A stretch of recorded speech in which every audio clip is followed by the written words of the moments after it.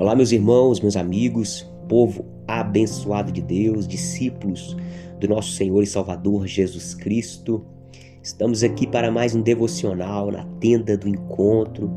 Que honra, que privilégio, que maravilha, meus irmãos, é poder meditar na palavra de Deus todos os dias. É o nosso alimento espiritual, é a sabedoria de Deus em nós. A palavra de Deus é a sabedoria, é a direção de Deus em nós, para as nossas vidas.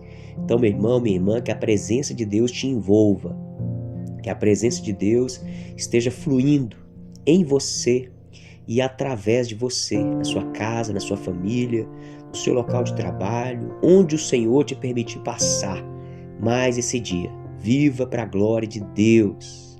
Nós vamos meditar no Salmo, capítulo 2.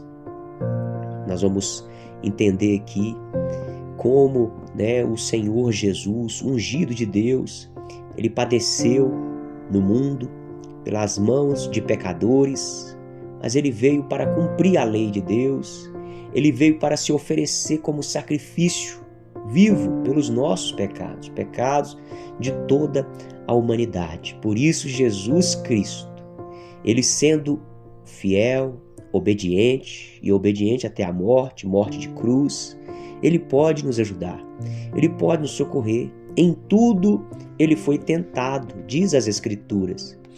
Ele, sendo Deus, não teve por usurpação ser igual a Deus, mas ele abriu mão de sua glória, ele se despiu da sua glória e veio como ser humano e cumpriu a lei de Deus. E então, meus irmãos, Cristo Jesus, ele pode ser hoje o nosso advogado, o nosso sumo sacerdote, o nosso supremo pastor, o nosso salvador, o nosso libertador. Diz aqui a palavra do Senhor em Salmo capítulo 2, versículo 1 e diante. Porque se enfurecem as nações e os povos imaginam coisas vãs.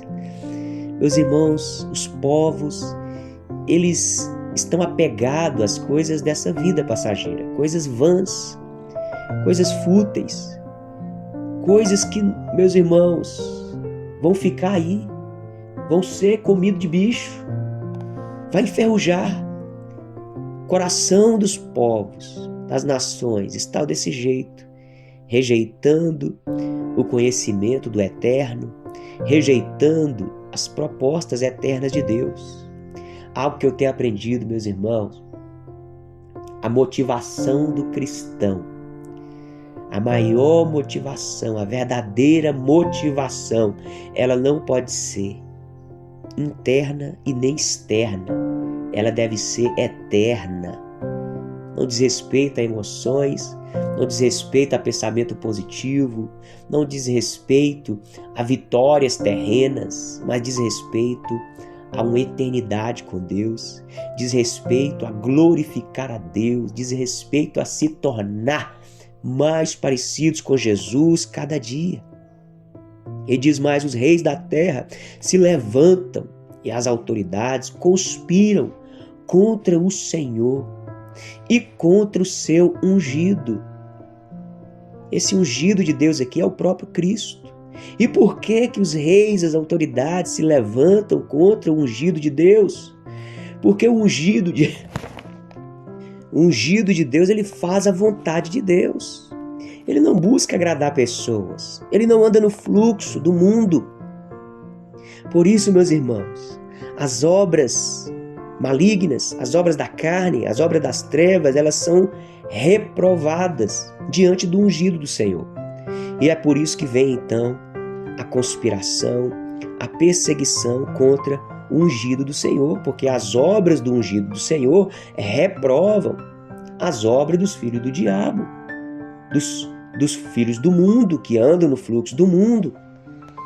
E diz mais: vamos romper os seus laços, sacudir de nós as suas algemas. Aquele que habita nos céus dá risada, o Senhor zomba deles.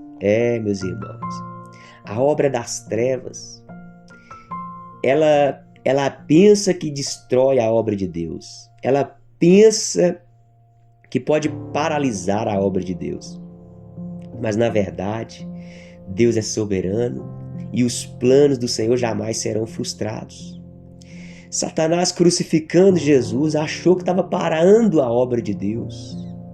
Mas ali a obra de Deus estava só começando. Porque ali, meus irmãos, o véu se rasgou. E agora não era só mais o sumo sacerdote que tinha acesso ao trono da graça, mas todo aquele que crê em Jesus Cristo. Então o Senhor zomba, o Senhor dá risada dos seus inimigos, porque Ele é soberano e nada e ninguém pode impedir o agir do Senhor. Na sua ira, a seu tempo, lhes falará e no seu furor os deixará apavorados, dizendo: eu constituí o meu rei sobre o meu santo monte Sião. O rei diz: proclamarei o decreto do Senhor. Ele me disse: você é meu filho, hoje eu gerei você. Jesus é esse filho amado de Deus, que, meu irmão, uma vez que ele foi obediente, hoje nós também nos tornamos filhos por meio de Cristo Jesus. E, meus irmãos, esse ungido de Deus, esse filho de Deus, é justamente essa plantação que Deus fez na terra. Deus plantou o seu filho, Deus plantou o seu ungido na terra, para que ele pudesse colher mais filhos, mais ungidos do Senhor, mais pessoas que se posicionam na verdade, na obra da luz, na vida eterna. Bendito seja o nome do Senhor.